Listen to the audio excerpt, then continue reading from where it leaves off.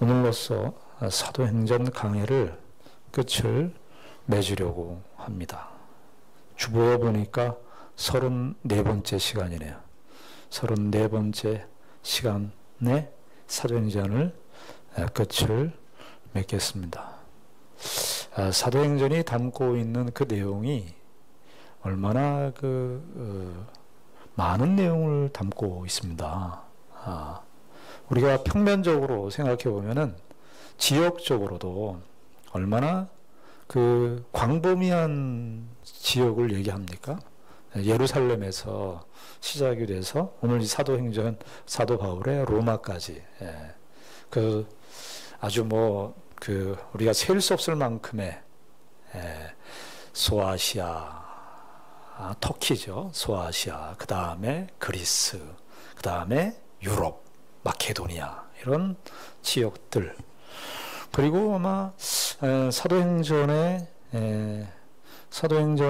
나타나는 내용으로만 보면 바울이 지중해를 한 5번 정도 항해를 한 것으로 나옵니다만, 아마 여러 번 지중해를 사도 바울은 지중해를 경험했을 것이고, 이렇게 참 우리하고 동떨어져 있는 지역이지만, 그러나 기독교의 초기 발상이 초기 시작이 어떻게 교회가 시작되었는가 하는 이런 지역적으로도 굉장히 광범한 지역을 말하고 있어요.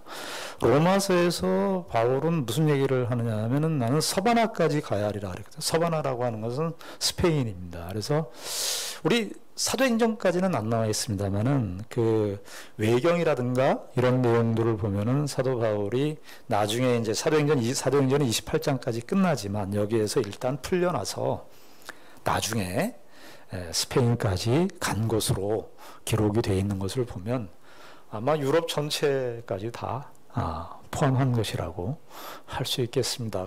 지역적으로도 아주 광범위한, 동네에서 한 것이 아니라, 예수님은 그저 이스라엘 땅에 기독교의 시작자라고 할 수 있는, 창시자라고 할 수 있는 예수님은 그저 이스라엘 지경에서 머무르셨는데, 그 복음은 바울 사도는 이렇게 예루살렘부터 유럽에까지 하나님의 복음이 확장되는 어마어마한 스케일을 보여주고 있습니다. 그리고 바울은 선교 사역을 몇 번이나 합니까? 우리가 크게 3차 선교 사역을 하죠. 3차에 걸쳐서 선교 사역을 하고, 3차 선교 사역을 하고 난 다음에 다시 이제 예루살렘으로. 근데 우리가 지역적으로도 광범위한 내용을 담고 있습니다만은, 사도 바울의 특별히 1장서부터 12장까지는 이제 1세기 때 교회의 스데반의 이야기, 베드로의 이야기, 이런 내용들이 이렇게 나오지만, 사도행전 13장부터만 보면 바울이 이 복음을 전하는 데 있어서도 그냥 가는 데마다 핍박이 있었고, 바울이 한번 이렇게 발 뻗고 편하게 복음을 전한 적이 없을 정도로, 사도행전에 바울의 13장부터 나오는 1차, 2차, 3차, 또 로마까지 가는, 우리가 지난 시간에는 로마까지도 가는데도 얼마나 우여곡절이 많았습니까? 27장부터 거기 사도 바울이 이제 지중해에서 정신없이, 그렇게 사도 바울이 이제 지중해를 여러 번 다녔으니까 그때 떠나지 말자고, 10월 중순에 떠나면 안 된다고 그렇게 여러 번 만류했음에도 불구하고 선장과 선주의 말을 믿은 백부장이 말이죠, 율료라고 하는 백부장이 억지로 다 해서, 사도 바울이 물론 하나님의 뜻과 하나님의 계시를 늘 의식하고 사는 사람이었지만, 바울은 아마 우리가 지난주에 봤던 27장의 지중해에서의 사건은 아마도 염두에 두지 않았을 겁니다. 그렇게까지 유라굴로라고 하는 광풍이 대작하는 그런 현실까지 사도 바울은 예측을 못했을 겁니다. 그리고 뭐 우리가 이 27장에 나오는 바울의 행적 27장의 그 지중해에서 겪는 그 곤란한 그런 상황도 있지만, 예루살렘으로 가는 건 얼마나 그게 뭐 가야 되는 일이었습니까? 바울은 그 앞에 여러 사람들이 거긴 고난과 핍박이 너희 준비되고 있고 어쩌면 죽을지도 모르는데, 바울은 예루살렘을 향해서 갑니다. 그리고 차라리 감옥에 있으면은 편안했을 그 사도 바울이 오히려 감옥에서 나와가지고 또 복음을 전하다가 또 매 맞고, 그리고 결국에는 가이사라의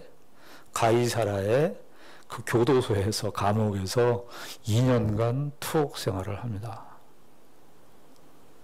여러분, 성경을 볼 때 우리가 사도행전이 이렇게 쭉쭉 이제 사건 중심으로 해서 이렇게 쭉쭉 기록하고 있습니다만은, 저는 그 생각이 들어요. 가이사라에서 2년 동안, 물론 나중에 이제 아그리빠 앞에서 설교하고 그런 내용, 베스도의 이제 총독에 설교하는 그런 내용도 나옵니다만은, 거기서 2년 동안, 그 마지막에 이제 상소를 해서 시저에게 가서 내가 상소장을 보내서 나 시저한테 가서 재판을 받겠다고 하는 건, 그게 뭐 하루지 않겠어요? 하루나 뭐 이틀 정도였을 텐데, 2년 동안의 세월은, 가이사라에서의 그 세월은 어떻게 보냈을까? 우리가 바울도 뭐 밥을 먹고 뭐 감옥에서 주는 음식을 먹고, 빌립보 성도들이 뭐 사식도, 요즘식으로 말하면 사식도 보내주고 했을 테지만, 그 여러분들이 잘 아시잖아요. 먹는 곳으로만 시간을 다 때울 수는 없잖아요. 먹는 거 우리가 시간에 한 5분이면 다 먹지 않습니까?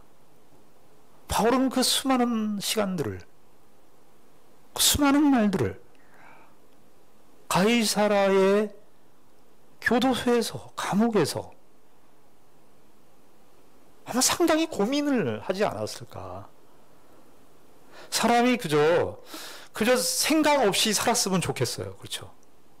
생각 없이 살았으면 좋겠어. 어쩔 때는. 그런 감옥 같은 데서 그냥 공간도 그냥 제한되어 있고, 그래 독방이, 감옥에서 최고형이 독방인데 바울은 거의 독방처럼 보냈을 것이고, 간수들이 물론 지켰겠지만 그것도 하루 이틀이죠. 2년간을. 군대 생활도, 우리가 뭐 군대 생활을 좀 비유해서 그렇습니다만, 군대 생활도 저는 30개월을 했는데, 저보다 더 위에 어르신들은 뭐 3년을 꼬박 하셨죠. 그런데 그 세월이 남자들만 사는, 그래도 거기 남자들하고 사는, 그것도 답답하거든요. 사람이 사회적 동물이라 사회를 구성하면서 살아야 되는 것도 있지만, 또 혼자 사는 시간도 필요해요. 근데 그 말이 혼자 사는 시간이지, 2년을, 그 2년이 사도행전에 이 가이사라에서 2년 보내고, 오늘 이 본문에 보면은 30절, 28장 30절에 보면 바울이 로마의 감옥에서도 2년을 보냅니다. 거기 온 이태를 보내고, 30절에 바울이 온 이태를, 거기서도 물론 로마 감옥은 이제 가택연금인데 그래도 2년을 보내요. 그저 그런 날, 뭐 내 손에 뭐 이렇게 무엇이 이렇게 주어지지 않는 어떤 감각으로 늘상 어제 같은 오늘, 오늘과 같은 내일, 그런 날들을 가이사라 감옥에서 보내고, 또 로마에서 그렇게 감옥 생활을 하고, 그런 날들은 그러면 하나님 앞에 의미 없는 날들이겠습니까? 우리는 너무나 이 하나님 앞에서 사는 시간들을 생각할 때, 우리가 뭐 전도하고 기독교적인 일을 하고 하나님께서 기뻐하시는 일들을 하고, 그런 일들을 하면은 그것이 하나님께 쓰임받는 시간이고, 하나님이 인정하시는 시간이고, 하나님이 함께 하시는 시간이라고 우리가 생각하기 쉬운데, 바울은 이렇게 바울의 행적을 보면은 그런 가이사라에서의 그 2년의 감옥 생활 아무렇지도 않고 그냥 감옥에서 매일매일 그저 살기만 해야 되는 그 시간들도 의미가 있었다는 거죠. 그것을 다 통틀어서 바울의 행적을 말해주고 있습니다. 저는 그 2년이, 그리고 가이사라에서의 2년, 로마에서의 이 2년, 로마 감옥에서의 이 2년, 이 2년이 우린 그저 그런 날들이고 전도도 못했고 회당에 가서 하나님의 말씀을 또 전하지 못했던 그 날들이지만, 그 날들이 하나님께서 바울을 인도하시는 날들이었습니다. 우리 그런 거 있잖아요. 선수들이 우리 어제 뭐 축구도 했습니다만 시리아하고 축구를 했지 않습니까? 월드컵을 통과했어요. 그럼 월드컵 가서 이제 예선전을 시리아하고 했는데 그 45분씩 90분 뛰는 거 아니에요. 그 90분은 다 이제 관중들이 보고 우리도 그 결과를 보고 하는 건데, 근데 그 전까지는 다 뭐예요? 선수들이 관중들이 안 보는 시간들을 다 해야 되는 거예요. 그렇죠? 관중들이 의식하지 않는 시간들을 우리는 선수들이 언제 준비하고 선수들이 어떻게 훈련했는지 관심이 없어요. 그렇죠? 우리는 그저 그 95분, 90분 동안 뛴 그 장면만을 볼 뿐입니다. 그렇죠? 그 선수들이 어저께 골을 넣은 선수가 권창훈 선수고 또 김진수 선수인데, 이 두 선수가 어떻게 훈련을 받았는지, 그가 그 집에서부터 어떻게 식이요법을 하고 그 월드컵 날을 맞춰서, 그 사람들은 또 비행기를 타야 되니까 우리가 생각하기에 코로나 이런 방역도 굉장히 예민하게 했었을 거 아니에요. 그런 것들은 다 우리의 시야에 안 들어옵니다. 그렇죠? 그러나 그렇다고 그 시간들이 의미 없는 시간들이겠습니까? 그 시간들이 없었으면 어저께 그런 축구 결과가 나왔을까요? 선수로도 설 수 없죠. 우리가 하나님의 백성, 우리가 사도행전을 보면서 지리적으로는 그런 광범위한 평면적으로 그런 여러 지중해까지 유럽까지 나오는 그런 상황들을 그리고 있지만, 또 하나 시간적으로는 바울이 그래서 13장부터 1차 선교 시작부터 이제 이 로마 감옥까지 한 15년에서 17년, 이게 뭐 연수를 정확하게 이야기하지 않고 있기 때문에요. 우리가 뭐 에베소에서도 한번 생각해보세요. 에베소에 2년 반이 있었는데 거기서 하나님의 말씀을 두란노 서원에서 말씀을 전했다만 나왔지 매일매일 하루 종일 말씀을 전했겠어요. 바울은 아마 텐트 메이킹도 하고 하면서 그런 시간들을 보냈을 겁니다.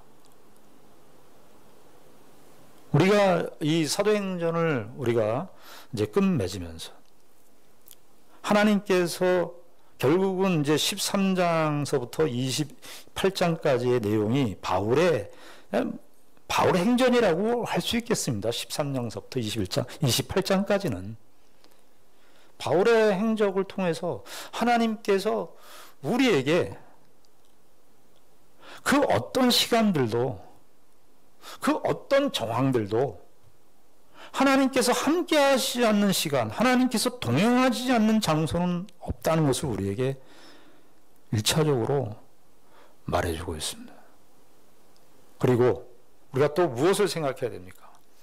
바울이 뭐 그 1차, 2차, 3차, 지금 그리고 예루살렘, 그리고 로마로 죄수로 이제 가는 이런 과정들이 바울이 그거 다 의도했습니까?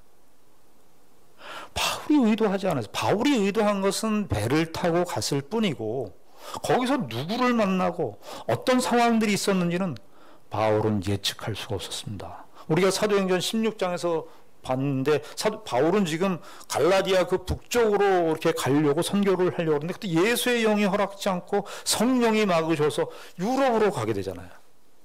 무엇을 보는 거죠? 하나님께서 바울의 생애를 인도하시는구나를 보는 겁니다. 바울의 생각과 바울과 같이 경건한 사람이고 바울과 같이 그렇게 기도를 열심히 하는 사람인데 하나님께서 바울의 생애를 인도하시더라 이겁니다. 우리가 이 사실을 우리의 인생 속에서도 우리가 생각하고 우리가 계획하고 우리가 목적하는 일들이 이루어지면 그건 하나님의 뜻이라고 생각하는 이런 버릇들이 있어요, 우리에게. 그래서 내가 예상치 않은 상황, 내가 기대하지 않는 그런 현실들을 만나거나 사건들을 만나면 당황스러워하고 내가 왜 이런 사람을 만나서 내가 왜 이런 사건들을 만나게 되었는지 거기에 너무 진을 쏟아요. 그래서 너무 거기에 진을 쏟는 바람에 하나님께서 그 인생을 통해서 인도하시는 하나님의 손길을 보지를 못하는 거예요. 바울은 자기가 하나님께서 이방인과 임금들과 유대인들을 위해서 하나님의 복음을 전하는 사람으로 부름받았다는 사실만큼은 확실하게 받았어요. 사도행전 9장에 다메섹 체험을 통해서. 그러나 그 이후의 행로는 뭐예요? 하나님께서 인도하시는 생이었습니다. 우리가 바울에게서 배운다면 하나님께서 인도하시는 그 흐름을 거기에서 그 흐름을 탔다는 거예요. 받아들였다는 겁니다. 좀 의미 있는 얘기로 하자면 받아들인 거예요. 이 상황이 왜 내가 의도하지 않은 상황인데 왜 이런 상황이 나에게 펼쳐졌을까를 해서 진을 빼지 않는다고요. 예루살렘 이스라엘 백성들 그 회당에 가서 복음을 전할 때 그 핍박을 당했음에도 불구하고 나 이제 안 갈래 하지 않는다고요. 하나님께서 맡기신 일이니까. 우리가 이거 참 못합니다. 평생 이거 우리가 훈련하는 것 같아요. 하나님께서 우리의 인생을 인도하신다. 너 그거 받아들여라. 언제 받아들여라? 내가 생각지 않고 내가 예상치 않고 내가 기대치 않은 사건, 내가 신물나게 싫어하는 그 사람들, 그 상황들, 그 현실들을 어떻게 해라? 받아들여라 이겁니다. 저도 바둑을 조금은 둡니다. 한 10급 정도 되는데 우리 집사님도 두시지만 장로님들도 잘 두시고. 하수와 고수의 차이는 뭐죠? 하수와 고수의 차이는 하수는 앞만 본다는 거예요. 그 바로 앞에 수만 본다는 거예요. 고수라는 건 뭐죠? 더 10수, 20수를 더 보는 거예요. 그 다음에 수를 보는 사람이 고수입니다. 그거 가지고 하수는 그거 가지고 아우 나 죽었대. 아다리 당해서 내 집이 죽었어. 야, 난 10집을 잃었어. 난 끝이야. 어떻게 내가 여기서 졌지? 이게 하수예요. 고수는 뭐죠? 더 깊은 수를 보는 거예요. 그 깊은 수는 우리에게 주어지지 않았어요. 하나님께서 갖고 계세요. 어떻게 하는 거예요? 맡기는 겁니다. 제일 중요한 게 받아들이는 거예요. 얼른 받아들여야 돼요. 얼른. 되도록이면. 믿음이 좋냐 안 좋냐는 내가 얼마나 기도를 열심히 하느냐도 있겠지만 내가 예상치 않은 그런 조건이나 현실 그런 상황들을 빨리 받아들이는 겁니다. 바울의 1차, 2차, 3차 예루살렘, 로마까지 오는 그런 모든 과정 속에서 하나님께서 그것을 보여주시는 거예요. 바울이 그 27장에 우리가 지난주에 봤습니다만 지중해 그 광풍을 만났을 때 어떻게 합니까?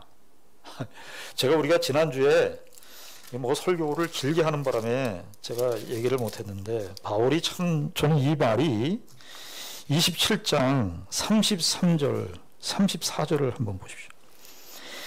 이게 이제 유라굴로라고 하는 광풍을 만나가지고 멜리데섬에 가기 전까지의 그 상황인데 바울이 27장 33절 44절에 보면 날이 새어가매 바울이 여러 사람에게 음식 먹기를 권하여 이르되 너희가 기다리고 기다리며 먹지 못하고 줄인 지가 오늘까지 연락을인즉. 이게 왜 이 사람들이 막 276명에 있는 사람들이 왜 안 먹었을까요? 배멀미하고 막 오바이트하고 그런 것도 있겠지만 포기한 겁니다. 포기한 거예요. 포기한 거예요. 인생이 뭔가. 근데 바울이 뭐라 그러는 거예요? 밥 먹어라. 밥 먹어라. 여기 34절에 뭐예요? 음식 먹기를 권하노니 이것이 너희의 구원을 위하는 것이요. 음식 먹어. 야, 이게 바울의 이 신앙의 위대한 점을 여기서 보는 거예요. 밥 먹자.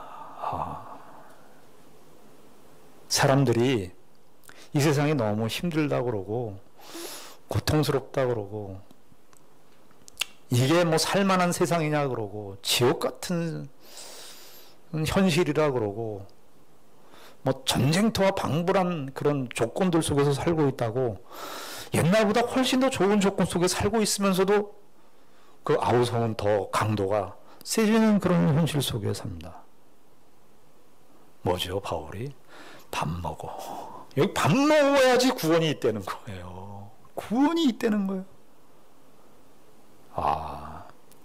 예수님께서 그 베드로와 제자들이 예수님 부활하시고 난 다음에 실망해서 갈릴리 호수로 고기나 잡으러 가자. 베드로가 아마 제일 먼저 주선을 해서 갔을 거예요. 요한복음에 보면 7제자가 있었는데 예수님께서 어떻게 하십니까?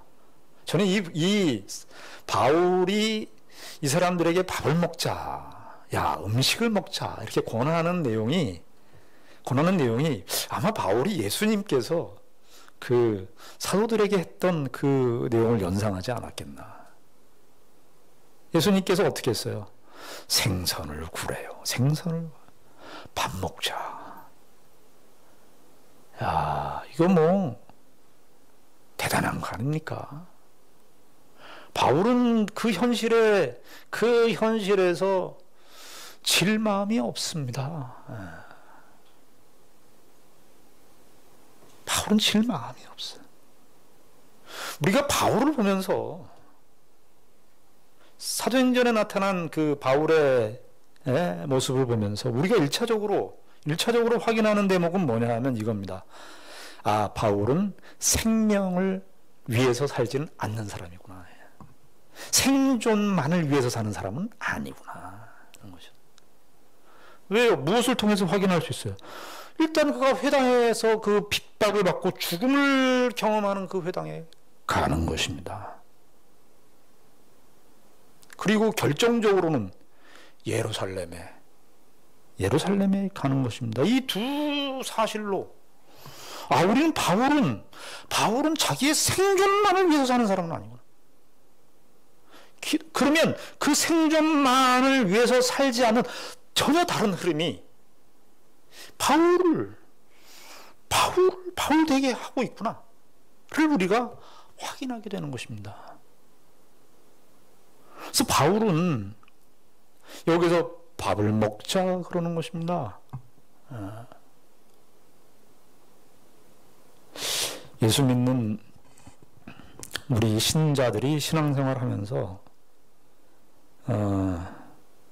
우리가 신앙생활의 이 다양한 드러남, 나타남 이런 것들이 우리에게 있어야 되는데 그 중에 하나가 뭐냐면 이 세상의 흐름에 대해서 여유를 갖는 것입니다. 여유를 갖는 것입니다.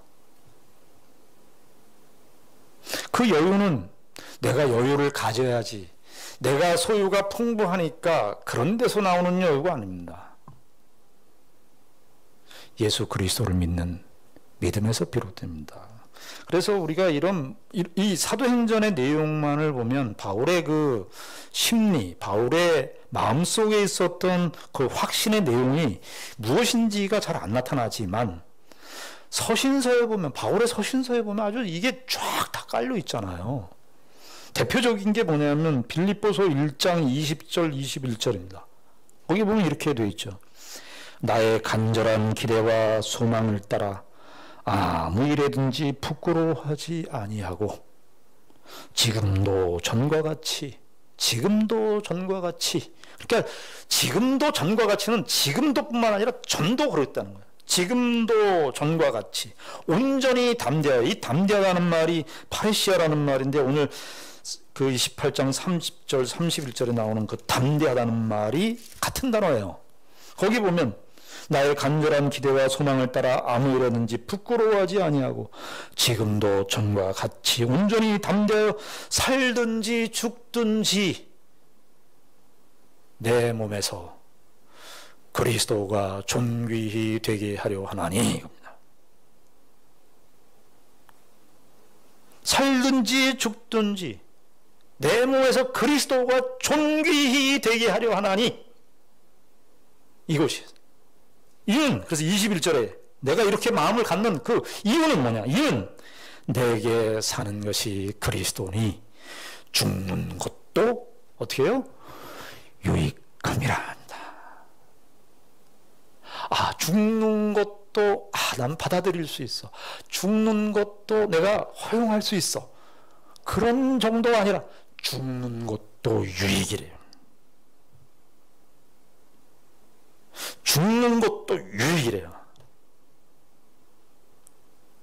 바울의 빌립보서 1장 20절 21절을 펼쳐놓고 1장 20절 21절을 다 바울의 행적 속에 다 선을 연결하면 다 설명이 가능한 그런 말씀 아닙니까?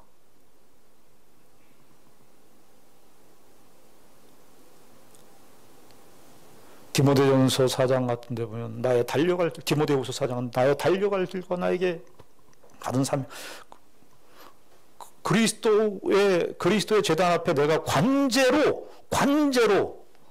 드릴지라도 내가 거기에, 그러니까 이제 제사의 제주, 그 제사의 포도주를 뿌리는 그 의식에 내가 거기에 들어간다 할지라도 나는 믿음의 선한 싸움을 싸웠다네. 바울이 믿음의 선한 싸움은 뭐죠? 유대인들이 자기를 핍박하고 공격하고 예루살렘에서도 그렇게 공격했을 때 어떻게 했어요? 당했어요.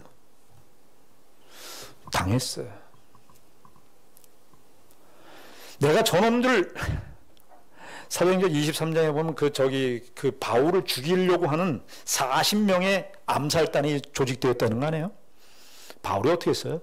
저놈들 내가 가서 없죠. 우리 참 당하는 거 싫은데. 참 당하는 거 싫죠. 억울한 일 당하는 거. 어떻게 해서든지 원한을 갚고 싶고, 한마디 쏴주고 싶고.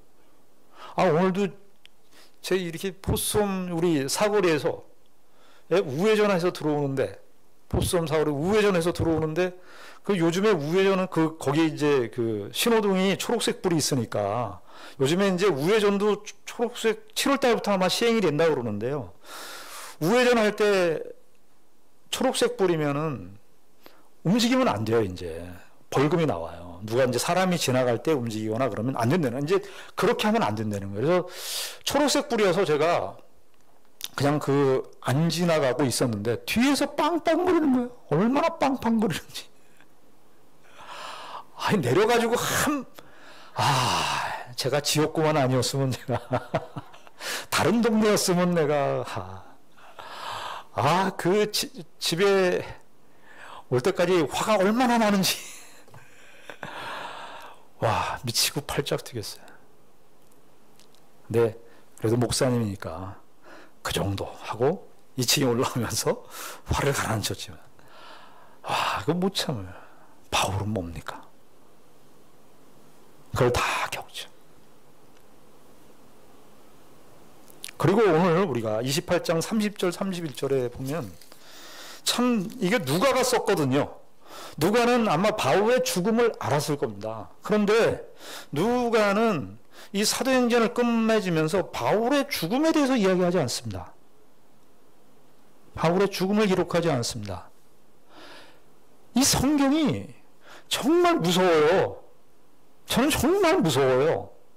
왜냐하면 어떤 면에서 바울이 어떻게 죽었느냐는 관심도 없어요.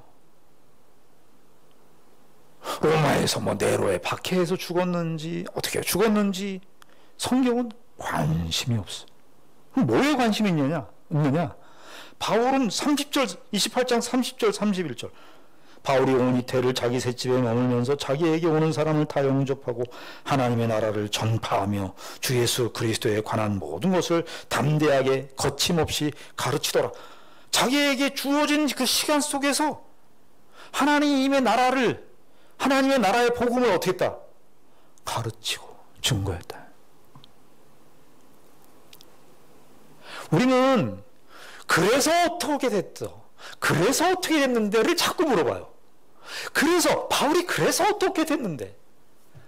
우리나라 사람들은 못 살아서 그런 어려웠던 시절을 보내서 그런 약점일 수도 있겠지만요. 너무나 성공, 결과, 업적 위주가 이렇게 우상처럼 들어와 있어요. 그래서 항상 물어봐요. 야, 그래서 너 어떻게 됐는데? 그래서 너 어느 대학 갔는데? 그래서 너 직장이 어딘데? 이거를 꼭 물어봐요.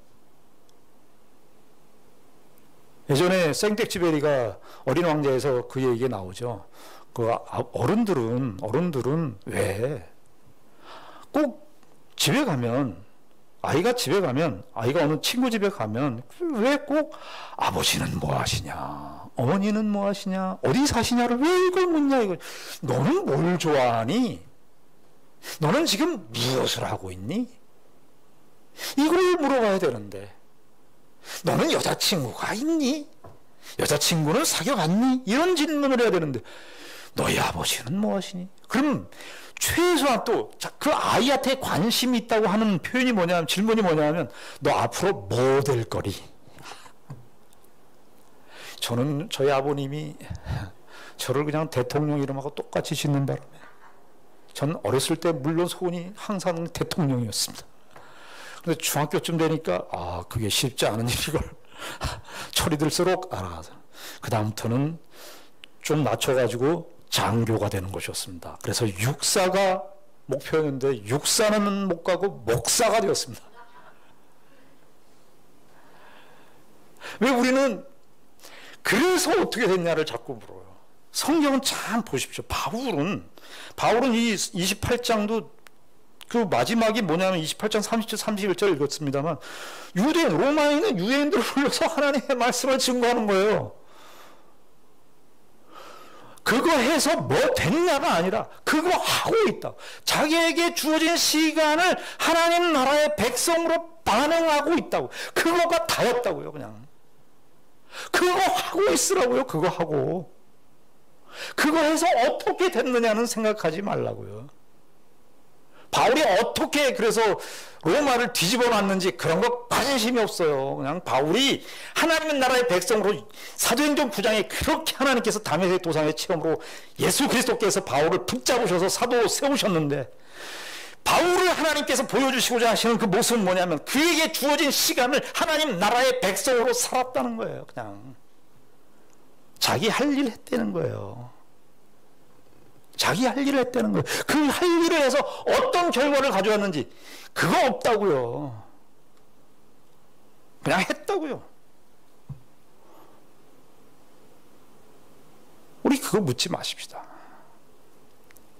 저와 여러분들이 하나님 나라의 백성으로 살면 되는 거예요. 하나님께서 우리에게 주어진 오늘, 우리에게 주어진 시간, 바울은 아까도 말씀드렸지만 감옥에서 2년 동안 그렇게 살았을 것이고, 감옥에서 2년 그리고 나와서 하나님 나라의 복음을 유대인들에게 전하고, 그럼 유대인들에게 전하는 것은 이스라엘 백성들에 대한 하나님의 약속 때문이었습니다. 바울이 그렇게 해서 이스라엘이 회개했다든가, 이방인의 교회가 얼마나 크게 됐다든가, 야, 바울이 로마의 성인이 되었다든가, 그건 사람들이 나중에 다 붙여준 얘기예요. 우리가 만들어내서 각색한 얘기들이에요. 성경은 바울을 이렇게 사도행전 9장에서 이렇게 드라마틱하게 하나님께서 나타나셨는데, 바울은 무엇으로 바울됨을, 신자의 영광, 신자의 복을, 신자의 특권, 신자의 위치, 그것을 무엇으로 말하고 있느냐? 그에게 주어진 시간 속에서, 그에게 주어진 오늘이라고 하는 현실 속에서 하나님의 백성으로 살았다. 그 이상도 그 이하도 아니다, 이겁니다. 저와 여러분들에게 주어지는 시간은 과거도 아니고 내일도 아닙니다. 우리들에게 주어지는 시간은 오늘이고 지금입니다. 우리는 시간에 대해서도 얼마나 우리식으로 표현하고 있는지 몰라요. 사람들이 시간이 나 비었어 이런데요. 시간이 비다니. 시간은 빈 적이 없죠. 시간 쪽에서 생각하면 너무 기분이 나쁘죠. 시간은 그저 흐르는 것인데. 그렇지 않습니까? 우리 시간이 시간이 몰라 시간이 물질입니까? 시간은 우리에게 주어지는 현실인데, 우리는 오늘 또 2022년도 또 우리에게 주어진 시간들을 살 것입니다. 하나님께서 우리에게 내가 그렇게 살아서 어떤 결과를 맺을지는 우리의 관심 밖입니다. 우리에게 주어진 현실을 받아들이고 그 현실 속에서 반응하고 믿음으로 사느냐, 믿음으로 반응하고 있지 않느냐, 이것만 남는 것이지, 그것을 통해서 무슨 결과를 이뤄내고, 그 결과라는 결과적 시각이 들어오면 우리의 현재에 대한 모든 것이 다 바뀌어버린다고요. 그 결과가 압도를 해버려요. 그래서 내가 지금 현재에서 누리는, 지금 이 시간과 현재 기회에서 누리는 하나님의 은혜와 축복을 경험하지를 못해요. 우리가 사도행전을 끝을 맺으면서 하나님의 백성의 진정한 능력이, 진정한 삶이 무엇이냐, 저와 여러분들이 매일매일 살아가는 그 현실이고 시간이고, 그 시간들 앞에서 하나님의 백성으로 반응하고 사는 것입니다. 기도하겠습니다. 하나님 아버지, 은혜를 감사합니다. 주께서 바울의 모습을 통해서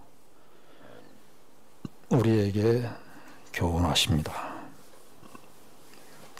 우리는 우선 결과를 따라 그 사람의 사람됨을 평가하는 데 익숙해 있는데, 성경은 하나님의 사람으로 살고 있느냐, 오늘 지금을 하나님의 백성으로 반응하고 있느냐를 묻습니다. 하나님 아버지, 우리에게 주어진 어떤 현실, 어떤 조건, 그 누구와도 하나님의 사람으로 반응하며 살게 하여 주시옵소서. 우리의 삶과 죽음 하나님께 맡기고, 주께서 우리에게 허락하신 이 세상의 현실 속에서 믿음으로만 반응하며 사는 우리 모두가 되게 하여 주시옵소서. 예수님 이름으로 기도드리옵나이다. 아멘.